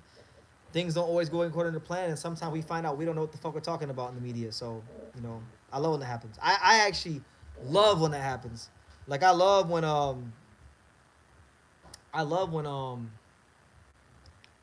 like we get a Bruno Sarraz, Jaime Munguia type thing. BT, I remember you said Inoue is a small man, but you're shorter than him. I'm not shorter than him. I don't know where you got that from.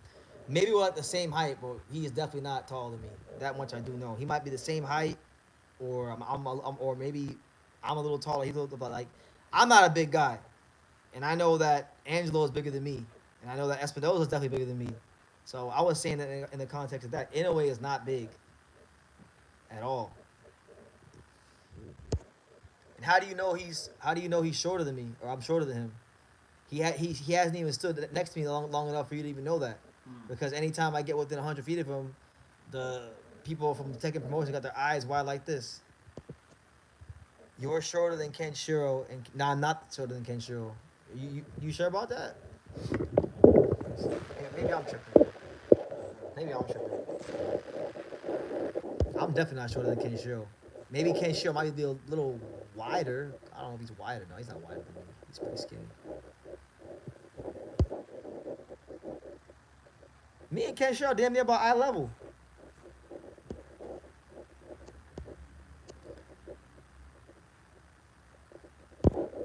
And Inoue is not. I mean, Inoue is wider than Kenshiro, but they're about the same height as well. I saw a picture of you two standing next to each other. Me and Kenshiro. Okay. I don't remember Kenshiro being tall. I remember looking him dead in his eye. I don't remember having to do this. And I don't remember having to do this either. I just remember it being eye level.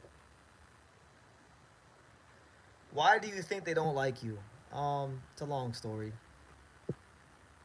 and it's not a thing. It's a no. But, you know, look, I'm gonna be positive. I think there's some things that have happened thus far on this particular visit, outside of Angelo-related things, that I think are turning the tide. So we'll see how things go, and once things play out, I will give you guys the story. Let's see, wait. Got like three more minutes left, then we're gonna end it, guys. You're about the same height as Scrappy Ramirez, yeah. Why are you guys so obsessed with height? Yeah. Scrappy's way shorter than you. Yeah, Gary's pretty short. Well, Salute to Rico. I mean, these guys. I mean, Fern and Joseph can tell you, height's never been a problem with me getting women. So height's never been a problem with me getting beautiful women. Oh, bro. Fat, hold on, come over here, Fern. Come over here, cause I don't want to talk on my ass. So I'm not gonna say anything. I'm just gonna tell Fern. Fern, what happened yesterday at the shop? Hey, I was mind blown about my boy BT's game. I was not familiar with it. That was crazy, dog. And not no regular, like, you know, everybody's beautiful in their own way, you know, everybody's pretty, everybody's cute. But this girl, bro, like, She was different. She was different, She's man. actually a model. We found Oh, out yeah, she's a after model. because I got her Instagram. She's actually a model. She a model, and she was straight giggly from my boy right here, pa. Oh, by the way, she finally messaged me back. That was pretty cool. Yeah? Yeah, she did. Yeah, what is this? Did she follow back? No, but it's fine. It's all right. Okay. That don't mean anything. That don't mean anything, man. Follows don't mean anything. As long as you got the girl giggling and you got her responding, That's it. that's it. That's it. man. Attention is currency. I like to say, you know, the rest is history. Let's go. Is she Japanese? She's Yeah, she was Japanese. she's Japanese and French. So you can only imagine what that looks like. Bro. I felt like I was at like America's Next Top Model, like Maybelline CoverGirl like type shit. Like she looked like that. Like it was ridiculous. I thought I was in a movie. Like time slowed down, colors looked brighter, smelled better. How much do I weigh? I haven't weighed myself in a while, but I know I'm in the 140s. Definitely in the 140s. I've been eating a lot. I might be close. I might be 150 now. I saw someone on Twitter say Angelo Leo looks like Prince. I told Angelo the other day because he's been buying all this Japanese clothing. I told him the other day that he looks like Jin Kazama from Tekken. If you guys remember Jin from the Tekken fighting games, that boy looked like Jin Kazama. BT, I thought you were talking to you know who. I still am, but you know, you snooze, you lose. Get her to help you with the new intro. Get her to walk into some shorts like Dante's Boxing Nation. Oh yeah, why you say that, Joe? Because he recorded that. Yeah, he recorded that sparring session with you and Merge on. Not even because you recorded it, that's not right, but because of the thumbnail, because you tried to make me look bad. What do you say? What do you say? The thumbnail is me getting dropped by Mirage Don Ahmadalia. Yeah. But if you watch the whole sparring, you'll see after that knockdown. Did you that think? I outboxed his ass. Yeah. And I was still only an amateur, but less than 30 amateur fights. But in the pros, different story. Yeah. Yo. You're gonna find out, bro. Yo. I'm coming for his ass. Joseph ain't forgot about that shit. Like you remember that shit like it was an hour ago. Right. But yeah, Dante's not Boxing Nation is a bitch. I mean, fuck that fool. You know he doesn't live in America anymore. This is like Thailand. He moved right? he moved to like Thailand because I don't know. Fucking- There's all these. I don't know him. I don't know, but like. It's a fucking chomo. That's what it is. Yeah.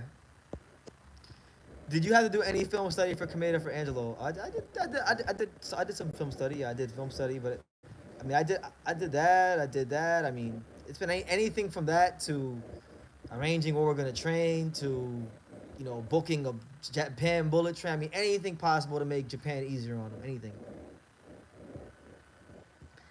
Hiro says Dante Box Nation went to Thailand to escape racism. Right. Yeah.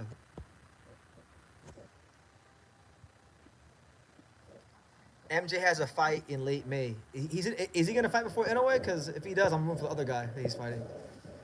Because I don't want Inoue to be fighting Merjan. I think that fight is gay. Like the guy does the bare minimum, and I mean he's a good fighter, but like he's doing the bare minimum.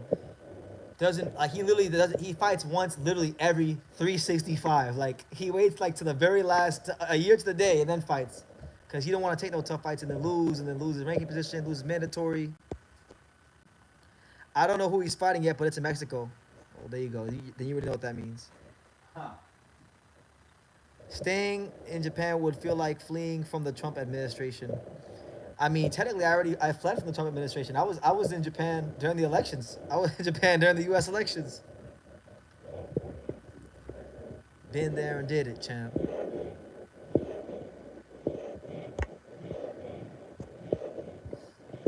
What's up, Luis? He's fighting Luis Castillo. That means you didn't vote. No, I did not vote in this last election because I was too busy here in Japan trying to make things happen in my life in boxing. So no, I did not vote. But I voted in 2016. I voted in 2020. But I will not disclose who that was because nope. He's from Florida. Yeah, but I could be from the blue part of Florida or the red part of Florida. You don't know. 90% of Florida's red. But I don't know. Maybe I don't want to vote for a racist. A bit dumb joke. A bigot, a racist, a bigot.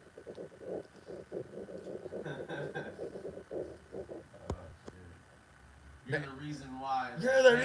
You're the reason why there's terrorists. It's my fault. Yeah. Yeah, some things are more important. Like, I mean, I think it is important as an American to exercise your constitutional right to vote because people died for that. My dad fought in the damn war for that, but Oh, really? my dad was in the military for like 6 years. Oh, wow. Saudi Arabia. Wow. Yeah, like late 80s, early 90s. Yeah, Gulf War. Yeah.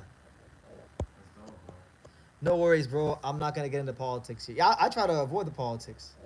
But you know, I mean, sometimes politics and boxing they do cross. That happens sometimes. MJ looks to be fighting a tune-up. Luis Castillo has like one fighter in his win on his record with a decent win.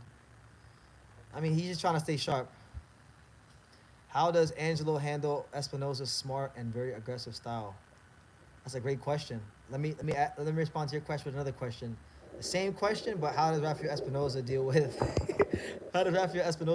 the smart and aggressive style of Angelo Leo? I mean,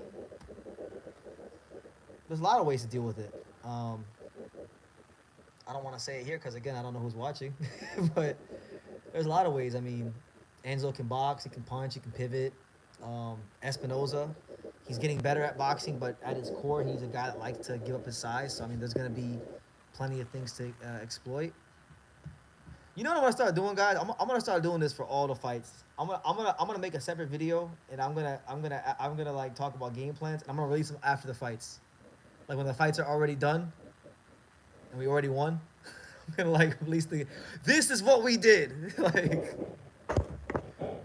But I'm not gonna say it now. All I'll say is, you know, there's a lot there. There's a whole lot, like a truckload of things that we can work with because of who we have as a fighter and because of how Espinosa fights. Did you know Seiya Satsumi injured his eye and Daigo Higa is fighting for the belt against a Hispanic fighter? Yes, I did. That was a very brutal fight. And he's fighting Antonio Vargas, who won the WBA Eliminator in his last fight. That's gonna be a good fight. I know everybody's like saying, "Oh, well, Higa's gonna win because he's the more known name," but now Vargas can fight. Vargas been put in there tough. He's been fought some punchers. He fought what's that kid's name? Winston Guerrero from Nicaragua. That was a tough fight. I mean, that's a lot of guys that bantamweights didn't want to go in there. He fought him, and he beat him pretty good. So don't. Antonio Vargas might, because right now all the bantamweight champions are Japanese. There's like 4 Japanese bantamweight world champions, but he may mess that up. I'm actually gonna go I'm picking Antonio Vargas to actually beat Daigo Higa. Guys, on that note, listen, I have to get ready and I have to respond to some messages and make some phone calls, and then I have to go make sure Angelo's okay because there were some things I have to handle. But listen, thank you guys for tuning in and hanging out with us. I hope you guys feel like you're in camp with us. You know, definitely. Last thing I'll say is what is today? The 16th. Today's the 16th, right? Yes. So we're 8 days from the big fight between Angelo and Kameda. So definitely go ahead and tune in. It's gonna be, for those that don't know, it's gonna be streamed right here on YouTube on ProBox TV. So the same way you're watching me here live, you can watch him the same way live on ProBox TV. It's gonna be a great fight. Great co-main event with Pedro Tajaron and Jinjiro Shigioka in a rematch for the title as well. And yeah, there will be a lot more content on Fight Week. But until then, you guys take care. And like I say in every single one of these videos, you could love me or you could hate me, but I'm just a kid from Dania. So until next time, take care, guys.